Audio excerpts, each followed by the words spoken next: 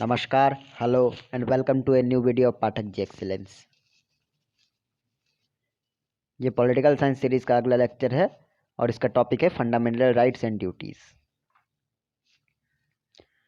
हमें संविधान के द्वारा क्या मौलिक कर्तव्य दिए गए हैं, उनको किन धाराओं के अंतर्गत दिया गया है और मौलिक कर्तव्यों के साथ हमें कौन कौन से मौलिक अधिकार दिए गए हैं, वो किन धाराओं के अंदर हैं। मौलिक अधिकार हमें क्या क्या करने का छूट देते हैं, किस किस चीज़ की आज़ादी देते हैं और किन चीज़ों में पाबंदी देते हैं, इन सब के बारे में हम इस वीडियो में देखने वाले हैं। This is a brief introduction to myself. मेरा नाम है Mayank Pathak and I am a faculty at Pathak ji excellence. Content में देखिए हम आज का क्या देखने वाले हैं। सबसे पहले हम लोग देखेंगे मीनिंग ऑफ फंडामेंटल राइट्स। मौलिक अधिकार हैं क्या? अधिकार तो ऐसे भी बहुत सारे होते हैं, तो मौलिक अधिकार एक्चुअली क्या है। उसके 6 फंडामेंटल राइट्स जो हैं वो हम देखेंगे। Right to equality, right to freedom, right against exploitation, right to freedom of religion, cultural and educational rights, right to constitutional remedies and right to property. आखिरी में देखेंगे फंडामेंटल ड्यूटीज़, मौलिक कर्तव्य क्या हैं। Meaning of fundamental rights. Fundamental rights mean the rights which are compulsory given to the peoples of India या citizens of India or not taken back from anyone except Supreme Court। किसी के भी मौलिक अधिकार वो अधिकार हैं कि भारत का संविधान किसी भी भारतीय नागरिक को देता है और उसे छीनने का अधिकार सिर्फ और सिर्फ सुप्रीम कोर्ट को है, वो भी तब जब धाराएं बहुत ज़्यादा गंभीर लगी हों। These are basic rights which are needed to run a democracy. This idea of fundamental rights are taken from the German Constitution। ये सबसे मूलभूत अधिकार हैं जो कि लोगों को चाहिए ही चाहिए। जिस तरह ज़िंदा रहने के लिए आपको खाना चाहिए, पानी चाहिए, हवा चाहिए, उसी तरह से एक प्रजातंत्र को चलने के लिए, एक लोकतंत्र को चलने के लिए कम से कम मौलिक अधिकार चाहिए ये। और इसका आइडिया जर्मनी के संविधान से लिया गया है। जर्मन कॉन्स्टिट्यूशन से फंडामेंटल राइट्स का आइडिया आया है। जब ये बनाया गया था संविधान, उस समय 7 फंडामेंटल राइट्स थे, बट आज के डेट में सिर्फ 6 फंडामेंटल राइट्स हैं। और ये क्यों है ये भी हम आगे देखेंगे।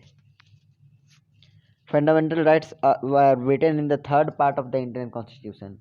आर्टिकल 12 से शुरू होता है एंड आर्टिकल में भी से 36 तक जाता है।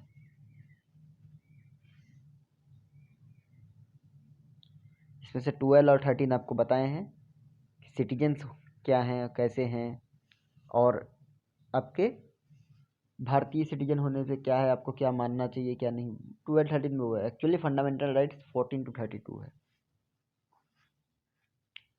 राइट टू इक्वालिटी, समानता का अधिकार। It is written from article 14 to 18 of our constitution. हमारे संविधान के आर्टिकल 14 से लेके 18 तक जो है सिर्फ राइट टू इक्वालिटी के बारे में ही बताया गया है। और हर एक आर्टिकल एक एक पॉइंट बोलता है, जिसे आप अगर अध्ययन करेंगे तो आपको समझ में आ जाएगा राइट टू इक्वलिटी है क्या। तो वो आर्टिकल कुछ इस तरह से है। आर्टिकल 14 बोलता है इक्वलिटी बिफोर लॉ, कानून के आगे सब बराबर हैं।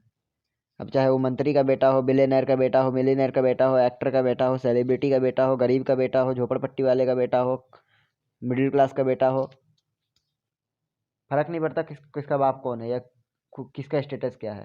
उसने क्राइम कमिट किया है, सजा मिलेगा उसको। लॉ के आगे सारे लोग बराबर हैं। एक बिलियनर भी इलेक्शन लड़के मंत्री बन सकता है, एक झोपड़पट्टी वाला भी मंत्री बन सकता है। एक सेलिब्रिटी अगर क्राइम करेगा तो भी जेल जाएगा, एक मिडिल क्लास बॉय अगर क्राइम करेगा तो भी वो जेल जाएगा। आर्टिकल 15 हमारा बोलता है prohibition of discrimination on the basis of caste, race, creed, religion और एनी अदर। एक मूवी आई थी, आप सबने से देखी होगी, article 15।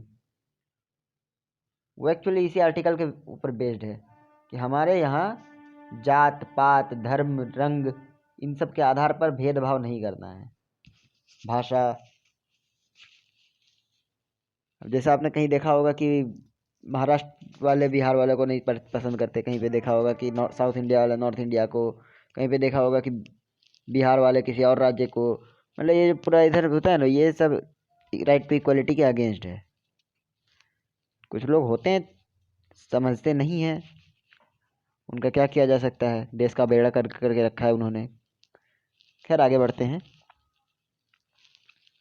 Equality of opportunity in matters of public employment. Private sector के जॉब्स नहीं, जो पब्लिक सेक्टर्स के जॉब हैं, सरकारी जॉब, उसमें इक्वलिटी ऑफ अपॉर्चुनिटी है। आप एकदम काला हो, आप एकदम गोरे हो, ऐसा कोई आपको बेनिफिट नहीं मिलेगा कि नहीं ये गोरा है इसको रख लो, ये काला है नहीं रखेंगे, ये हिंदू है इसको रख लो, ये मुसलमान है नहीं रखेंगे, ये ऊंची जाति का है रख लो, नीची जाति वाले को नहीं रखेंगे, यूपी वाला है इसको रख लो, ये उड़ीसा वाला को नहीं रखेंगे। मतलब ऐसा डिस्क्रिमिनेशन किसी भी चीज़ पे, ना तो क्षेत्र पे, ना भाषा पे, किसी भी चीज़ पे नहीं। सरकारी जॉब में आपको अपॉर्चुनिटी इक्वल मिलेगा और आप अपने क्वालिफिकेशन से आएंगे। मे भी प्राइवेट जॉब हो सकता है कि हाँ ये बॉस का प्रिय है इसको रख लेते हैं, इसका जगह किसी और का सीट दे दिए, लेकिन सरकारी जॉब में ये नहीं होगा। आर्टिकल 17 बोलता है एबॉलिशन ऑफ अनटचेबिलिटी, छुआछूत का समाप्त करना। देश में जिस हद तक छुआछूत और ये सब बढ़ा हुआ था, इसकी ज़रूरत भी थी। अनटचेबिलिटी को एबॉलिश किए बिना देश में इक्वालिटी लाया ही नहीं जा सकता, वरना लोग तो बोलेंगे हम सब एक हो गए, ये छुआछूत वाले इनको अलग करो। और आखिरी में आता है एबॉलिशन ऑफ टाइटल्स। पुराने दौर में लोग अजीब अजीब टाइटल, जो कि कभी अपनी महानता दर्शाने के लिए रखते थे, महाराजाधिराज, परम परमेश्वर, महामहिम, यहाँ पे वो नहीं है। अरे आपके पास 1000 एकड़ ज़मीन भी आ जाए तो भी आप महामहिम और महाराजाधिराज नहीं बनेंगे, जब तक सरकार आपको पद देती नहीं है कोई। जैसे राष्ट्रपति को हम लोग महामहिम बोलते हैं, तो वो उनको कहलाने का हक है, he is the first person of India. But ऐसे ही कोई भी आदमी अपने आप को, अकबर जैसे आप देख लीजिए, अशोक देख लीजिए, जिनके टाइम में भी था, बहुत से बड़े बड़े राजाओं के टाइम में रहा है ना, माँ बदौलत दिल्ली सुबहानी नवाब, उतना सब यहाँ पे टाइटल्स नहीं लेना है। एबोलिशन ऑफ टाइटल्स, क्योंकि टाइटल अपने आप को सुपीरियर और औरों को इन्फीरियर दिखाने के लिए लगता है थोड़ा वैसा। राइट टू फ्रीडम, आज़ादी का अधिकार। हमें संविधान से कुछ आज़ादी भी मिली है, हम लोग पूरी तरह से आज़ाद नहीं है, कुछ नियम से हमें बांध के रखा गया है। जो नियम हमें बांध के रखा है वो ज़रूरी है, क्योंकि उतने नियम संविधान को हमारे ऊपर रखने के लिए ज़रूरी है। हमारा देश आज़ाद है, लेकिन हर नागरिक को अगर पूरी तरह आज़ादी दे दी जाए पूरी तरह से, तो वो सिर्फ उत्पात मचाएगा। इसलिए कुछ आज़ादी हमारे पास नहीं है, जैसे कि कोई एक इंसान अपने ही फॉरेन पॉलिसीज़ नहीं बना सकता, वो सरकार ही बनाएगी। ऐसी ऐसी आज़ादियाँ हमारे पास नहीं है। आप किसी को सज़ा नहीं दे सकते, सज़ा हमेशा कोर्ट देगा। लेकिन कुछ आज़ादियाँ हमारे पास हैं, जैसे कि ये सारी राइट टू फ्रीडम बता रहा है हमें, आर्टिकल 19 से 22 तक। आर्टिकल 19 से 22 के बीच में हमें बताया गया है, जिसमें आर्टिकल 19 में 6 फंडामेंटल फ्रीडम्स के बारे में बताया है। इसके बारे में हम पहले बाद में बात करेंगे, पहले हम कंप्लीट कर लेते हैं इसे। 6 फंडामेंटल फ्रीडम्स के बाद आर्टिकल 20 बोलता है protection in respect of conviction of offence. आपने सपोज कोई क्राइम कर दिया है, या शायद नहीं किया है और पुलिस आ गई है, तो उसके लिए भी आपके पास प्रोटेक्शन है, आप वारंट मांग सकते हैं। या अगर कुछ क्राइम कर चुके हैं, तो अगर वो गलती से हो गया है, आपको गलती है, तो आप अपना उसके लिए भी प्रोटेक्शन मांग सकते हैं। शायद थोड़ा बहुत आपको कुछ जज के मूड पे है, मिल जाए। Protection of life and personal liberty, सबको अपनी ज़िंदगी का और ख़ुद की आज़ादी का अधिकार है। हम कहीं भी जा सकते हैं, कुछ भी कर सकते हैं, वो मेरे ज़िंदगी मेरी मर्जी। पर्सनल लिबर्टी भी, कि हाँ हमारा पर्सनल चीज़ें हमारा पर्सनल है, मेरी ज़िंदगी पर्सनल है। बहुत कोई सोचते होंगे कि अरे सेलिब्रिटीज़ लोग तो, उनके पीछे तो 10 गो कैमरा, 20 गो रिपोर्टर और पता नहीं क्या क्या उधर दौड़ते रहता है। तो भैया वो लोग न्यूज़ में रहते हैं।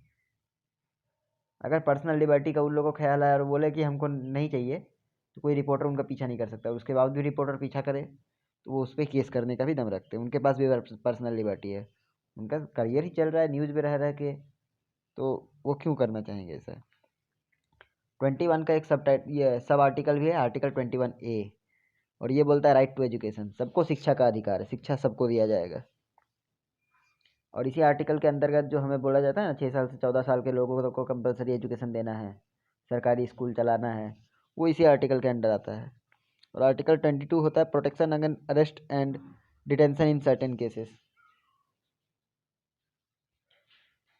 ये भी आपको क्राइम की ही रिलेटेड है। जैसे आपने बहुत बार पढ़ा होगा कि एक महिला को सिर्फ एक महिला अफसर ही अरेस्ट कर सकती है, उन्हें रात में अरेस्ट नहीं किया जाएगा। और उसके बाद अगर आपने ये भी पढ़ा होगा कि किसी भी इंसान को अगर अरेस्ट किया जाता है तो 24 घंटे के अंदर उसे कोर्ट में पेश करना होगा। वो लॉकअप में 24 घंटे से ज़्यादा नहीं रहेगा जब तक उसको कोर्ट रिमांड की परमिशन ना दे। ये सारे आर्टिकल 19 को छोड़ के अगर हम बात करें तो ये सारे फ्रीडम के हैं। और आर्टिकल 19 अब हम बात करते हैं।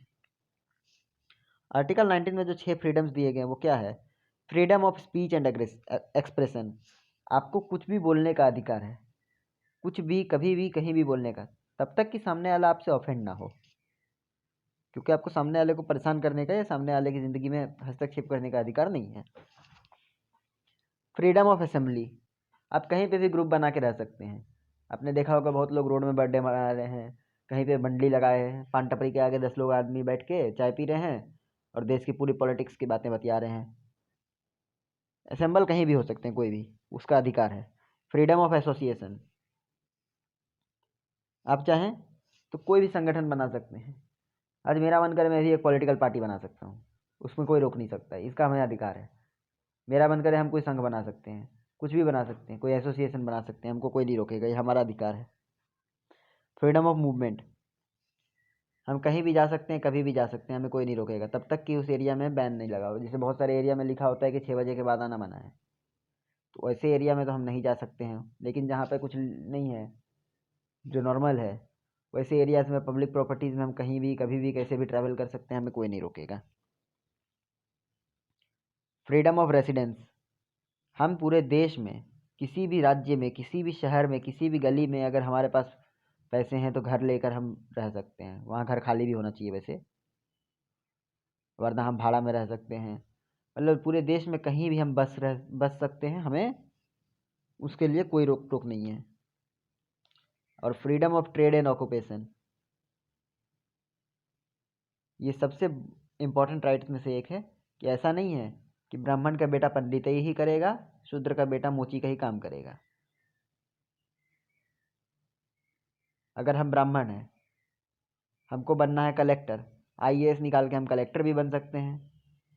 अगर हम क्षत्रिय हैं, हमको बिजनेस का अच्छा आइडिया है, तो हम अपने एमएनसी खोल सकते हैं, या फिर छोटे दुकान से भी शुरुआत कर सकते हैं। कुछ जो प्रोफेशन आपको चाहिए, आपको पकौड़े बेचना पसंद है, आप पकौड़े बेच सकते हैं। आपको सेक्रेटरी का पद चाहिए तो कलेक्टर का पूरा ज़िंदगी बिता के फिर आप सेक्रेटरी बन सकते हैं। जैसा आपको बनना है उसके लिए आपके लिए पूरी अपॉर्चुनिटी है, कोई रोक टोक नहीं है। और ये हैं 6 फंडामेंटल फ्रीडम्स। तीसरा संवैधानिक अधिकार है right against exploitation. This right gives some powers against exploitation, कुछ शक्तियाँ ये देता है। और ये जो है सिर्फ 2 आर्टिकल्स 23 और 24 में लिखा गया है।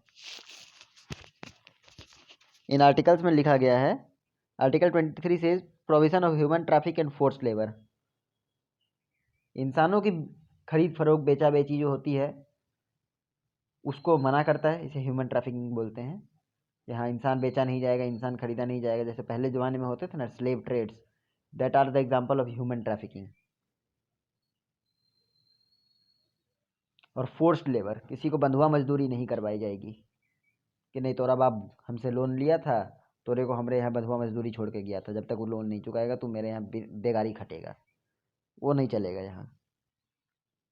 Prohibition of employing children's in factories etc, बच्चों को पे नौकरी देना नहीं है, स्पेशली हार्ड वर्क वाले जगह पे, फैक्ट्रीज हो गए, मिल्स हो गए, इन सब में बच्चे काम नहीं करेंगे। अब बच्चे बाप थोड़ा हल्का होने गए हैं तो उनके दुकान में बैठ गए, थोड़ी देर वहाँ रह गए, वो सब ठीक है, कि चलो बच्चा को हल्का काम दिया गया, लेकिन जहाँ पे हेवी ड्यूटी वर्क्स हैं उनको हानि हो सकती है, वहाँ पे काम उनको नहीं करने दिया जाएगा। Right to freedom of religion, धर्म की आज़ादी का अधिकार। This fundamental right shows the secular face of Indian constitution. भारतीय संविधान का जो धर्मनिरपेक्ष चेहरा है उसे ये दिखाता है। और ये जो आर्टिकल्स हैं इसके वो 25 से 28 तक हैं, जो कुछ इस प्रकार हैं। आर्टिकल 25 कहता है freedom of conscience and free profession of practice and propagation of any religion. हमारे पास अधिकार है कि हम किसी भी धर्म को फॉलो कर सकते हैं, किसी भी धर्म का पालन कर सकते हैं, करते हैं, और किसी भी धर्म के जब चाहे हम बदल भी सकते हैं। अगर हमें मान लीजिए बचपन से हिंदू परिवार में पैदा हुआ कोई, उसे आगे जाके लगा कि नहीं भाई हमको इस्लाम में ज़्यादा आस्था है, तो वो उस समय इस्लाम को फॉलो कर सकता है, उसके पास अधिकार है। कोई इस्लाम में फॉलो हुआ, उसको लगा कि नहीं हिंदुइज़्म अच्छा है, तो हिंदू धर्म में आ सकता है। कोई भी किसी भी धर्म को कभी भी बदल सकता है, कभी भी अपने हिसाब से। हमें जिस भगवान में आस्था है हम उसी भगवान को मानेंगे, और हमें ये अधिकार संविधान देता है। आर्टिकल 26 बोलता है freedom of manage religious affairs. धार्मिक कामों को आप कर सकते हैं, इसका आपको पूरा अधिकार है। अब हम अपने रिलीजियस अफेयर्स क्या बोल सकते हैं, हमारे अलग अलग फेस्टिवल हम मना सकते हैं, या फिर अलग अलग जगहों पे हम जो होता है प्रवचन दिए जाते हैं वो करवा सकते हैं। तो freedom of manage religious affairs यही हो गया। सारे त्यौहार मनाए जा सकते हैं। हाँ, बस मेला अगर आपको लगाना है तो जैसे कि मैंने प्रीवियस वीडियोस में भी बताया है कि उसके लिए आपको परमिशन लेनी पड़ती है अपने मेयर से, एरिया के। लेकिन ऐसे अगर आपको मनाना है तो आप अपने घर में कोई भी त्यौहार मना सकते हैं। आर्टिकल 27 बोलता है freedom as to payment promotion of any particular religion. इसके अंतर्गत संविधान हमें अधिकार देता है कि हम चाहें तो टैक्सेस पे कर सकते हैं अपने रिलीजन को प्रमोट करने के लिए। जैसे बहुत कोई को आपने देखा होगा अलग अलग चैनल पे आके बैठे रहते हैं कि हमारे संस्था का नंबर है, आप चाहें तो इस पे पे कर सकते हैं, यह हमारा एड्रेस है, यहाँ भी आप भेज सकते हैं मनी ऑर्डर के ज़रिए। ये जो होते हैं ये एक तरह से आपको फंड रेज कर रहे हैं अपने संस्था को चलाने के लिए, क्योंकि वो धार्मिक संस्था चला रहे हैं, प्रवचन करते हैं, कथाएं सुनाते हैं, पूजा पाठ करवाते हैं। और अगर आपको मानना है, मान्यता है आपकी कि नहीं भैया इसको ग्रो करना चाहिए, तो आप चाहें तो उनको पैसे दे सकते हैं। आपको इसका अधिकार संविधान देता है। ऐसा नहीं बोलता है कि सिर्फ सरकार को ही टैक्स दो, आप इनको भी दे सकते हैं। कटमनी को मना किया गया है, जिसको हफ्ता बोलते हैं आप, बाकी ये सब दिया जाता है, देने का अधिकार है। और आखिरी आर्टिकल 28 बोलता है freedom as attendance at religious institutions और religious worship in certain educational institutions. Religious institutions जैसे कि मंदिर, मस्जिद, चर्च हो गए, गुरुद्वारा हो गया, यहाँ पे आपको फ्रीडम ऑफ अटेंडेंस है, आप चाहें तो वहाँ जा सकते हैं। और ऐसा भी नहीं है कि सिर्फ हिंदू मंदिर जा सकते हैं, सिर्फ मुसलमान मस्जिद जा सकते हैं, सिर्फ क्रिश्चियन चर्च जा सकते हैं, या सिर्फ सिख गुरुद्वारा जा सकते हैं। कुछ मंदिरों में या कुछ मस्जिदों में लिखा हुआ है कि सिर्फ इन्हीं का आना है, वहाँ पे यह है, बाकी अगर कहीं पे लिखा नहीं है या कहीं पे कोई ऐसा नियम नहीं है तो किसी भी धर्म के लोग वहाँ जा सकते हैं, और इसका अधिकार संविधान देता है। और दूसरा, किसी भी एजुकेशनल इंस्टीट्यूशन में रिलीजियस फेथ का या फिर रिलीजियस वर्शिप का, जैसे कि अगर आप देख लें, हम आपको 3 एजुकेशन इंस्टीट्यूशन का एग्जांपल देते हैं। एक है आपका सेंट जेवियर्स समझिए, सेंट थॉमस समझिए, जो भी मिशन स्कूल है। एक हो गया आपके मदरसे, वो भी एक तरह से स्कूल ही हैं। और एक हो गया आपका हमारा पाठशालाएं, संस्कृत महाविद्यालय, या फिर सबसे बढ़िया डीएवी को ले लीजिए। डीएवी आर्य समाज को मानता है, वेदों को मानता है, और उनके असेंबली में आपको हमेशा वेद मंत्र सुनाई देंगे जब भी सुबह प्रार्थना होगी। सेंट थॉमस, सेंट जोसेफ, इस तरह के जो भी नाम वाले हैं मिशन स्कूल्स, वो जीसस की प्रार्थना करते हैं। मदरसों में आपको इस्लाम के बारे में बताया जाएगा। तो एजुकेशन इंस्टीट्यूट में धर्म को मानने का पूरा छूट है कि वहाँ पे आप धार्मिक प्रार्थना करवा सकते हैं। Cultural and educational rights, these rights were made to protect and preserve our culture, heritage and national beauty। Bharat विभिन्नताओं का देश है, भारत बहुत सारे लैंग्वेजेस का देश है, भारत बहुत सारी कस्टम्स का देश है। ये सब कहने में सिर्फ नहीं होगा, उनको बचा के भी रखना होगा। तो उनको बचाने के लिए यह संवैधानिक अधिकार बनाया गया है, जिसके अंतर्गत बोला जा रहा है, जिसमें दो ही आर्टिकल्स एक्चुअली है, 29 और 30। इसमें से 29 बोलता है protection of interest of minorities, पिछड़ी जाति वालों के इंटरेस्ट, यानी यहाँ पे इंटरेस्ट का मतलब वो नहीं है सूद वाला इंटरेस्ट, मतलब उनके हक का भी, उनके भी जो फायदे का देखना है, उनके फायदे के लिए प्रोटेक्शन का दिया गया है इंतजाम। इसमें बताया जा रहा था जैसे कि रिजर्वेशन वगैरह हैं, इसी में आ जाते हैं उनके इंटरेस्ट का। और आर्टिकल 30 बोलता है right of minorities to establish and administrate their educational institutions. पिछड़ी जाति वाली चाहें तो अपने कस्टम को बढ़ाने के लिए अपने आप खुद के एजुकेशनल इंस्टीट्यूट्स बना सकते हैं। ये दो आर्टिकल्स बताते हैं।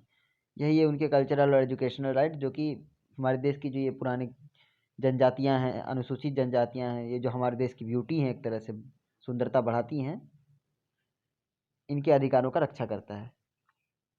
राइट टू प्रॉपर्टी, मैंने जैसे बोला था कि पहले 7 राइट्स थे लेकिन अब 6 हो गए हैं। ये था राइट टू प्रॉपर्टी, जो कि संविधान के बनते वक्त तो बनाया गया था as a fundamental right, but on the 74th constitutional amendment इसको फंडामेंटल राइट से बदलकर लीगल राइट कर दिया गया। और इस राइट के अंतर्गत बाप की ज़मीन, बाप की जायदाद जो भी होती थी सब सीधे बेटे को चली जाती थी, और जिस वजह से बहुत प्रॉब्लम्स होते थे और इसका बहुत नेगेटिव इम्पैक्ट पड़ा था। कोई अपने बाप का सम्मान नहीं करता था, कोई बाप को वृद्धाश्रम भेज देता था, बूढ़ों ये बुज़ुर्गों की ज़िंदगी मिजरेबल हो गई थी, उनकी कमाई क्या बंद हो जाती थी, उनको सम्मान मिलना बंद हो जाता था, बेटे उनका रिस्पेक्ट करना छोड़ देते थे, सिर्फ उनकी प्रॉपर्टी चाहते थे और कुछ नहीं। सारे लोग ऐसे नहीं करते थे लेकिन बहुत लोग करने लगे थे, जिस वजह से बहुत प्रॉब्लम्स हुए, जिसे फंडामेंटल राइट से हटा के लीगल राइट में बदल दिया गया। और ये जो है पहले आर्टिकल 31 के अंडर आता था, अब आर्टिकल 300A के अंदर आता है। राइट टू कॉन्स्टिट्यूशनल रेमेडीज, संवैधानिक नियमों के उल्लंघन नहीं, संवैधानिक नियमों के विपक्ष में एक अधिकार हमें दिया गया है। जैसे हमें अगर मान लीजिए सरकार का नियम पसंद नहीं आया, पुलिस का रवैया पसंद नहीं आया, किसी की कुछ जो सरकार में है उनकी नियम तरीके अगर हमें पसंद नहीं आए तो हम उनका विरोध कर सकते हैं, ये बोलता है। और सुप्रीम कोर्ट इसका मेन बॉडी है, और ये आर्टिकल 32 में मेंशन किया गया है, इसमें 5 हमें ताकत दिए गए हैं, जो है habeas corpus, mandamus, prohibition, quo warranto और सर्ट्योररी। इसी के अंदर आपको आता है कि अगर आपके साथ पुलिस अन्याय कर रही है तो आप पुलिस के खिलाफ केस कर सकते हैं, सरकार का कोई नियम पसंद नहीं आया तो उसके विरोध में आ सकते हैं, अगर आपको कोई जगह पे डाउट है कि नहीं ये जज थोड़ा बायस्ड है तो आप उसके हायर कोर्ट में या फिर दूसरे उसी कोर्ट के दूसरे जज के सामने आप उस जज का भी कंप्लेन कर सकते हैं। मैटर ये करता है कि आपके पास पुख्ते सबूत होने चाहिए, हवा में कंप्लेन और ये सब करने से नहीं होगा। बाकी ये सारे अधिकार आपको दिए गए हैं। मौलिक कर्तव्य, fundamental duties, with the fundamental rights constitution have given हम some fundamental duties to us also. संवैधानिक अधिकार के साथ हमें कुछ संवैधानिक कर्तव्य भी दिए गए हैं। भैया सिर्फ आपको राइट्स लेने से नहीं चलेगा, कुछ ड्यूटीज भी निभानी पड़ेंगी। और ये जो है संविधान के चौथे पार्ट में आर्टिकल 51A में लिखे गए हैं। The concept was taken from USSR। Rights का कॉन्सेप्ट जर्मनी से लिया गया था और ड्यूटीज़ का कॉन्सेप्ट USSR जो कि आज का रशिया है उससे लिया गया है। और यहाँ पे टोटल 11 फंडामेंटल ड्यूटीज़ हैं जो कि कुछ इस प्रकार हैं। Abide by the constitution and respect national flag and national anthem. हमें संविधान के नियुक्त किए गए राष्ट्रीय ध्वज, राष्ट्रीय गान, इतना ही नहीं, इसमें बहुत सारी चीज़ें, राष्ट्रीय एम्बलम हो गए, ये राष्ट्रीय स्मारक, सब कुछ, उन सबका सम्मान करना है। Follow idea of freedom struggle. जो फ्रीडम स्ट्रगल के आइडल्स थे, नेताजी सुभाष चंद्र बोस, शहीद भगत सिंह, महात्मा गांधी, बहुत से लोग थे, आप देख सकते हैं इतने सारे लोग थे। वीर कुंवर सिंह, महाराणा प्रताप नहीं, रानी लक्ष्मीबाई,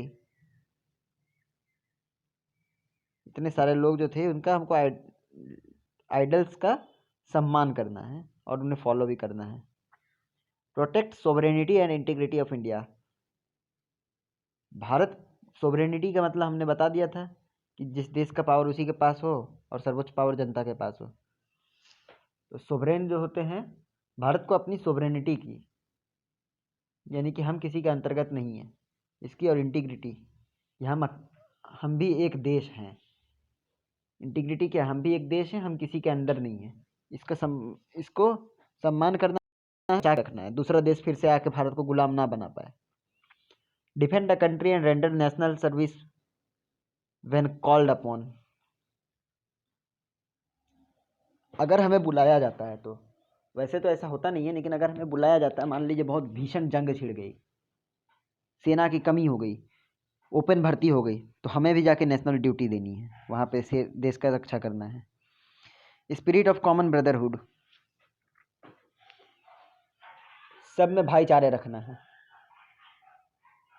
प्रिजर्व कंपोजिट कल्चर, जैसा मैंने बोला, विभिन्नताओं का सम्मान करना है, धर्म का सम्मान करना है, अलग अलग कल्चर का सम्मान करना है और उसे प्रिजर्व रखना है।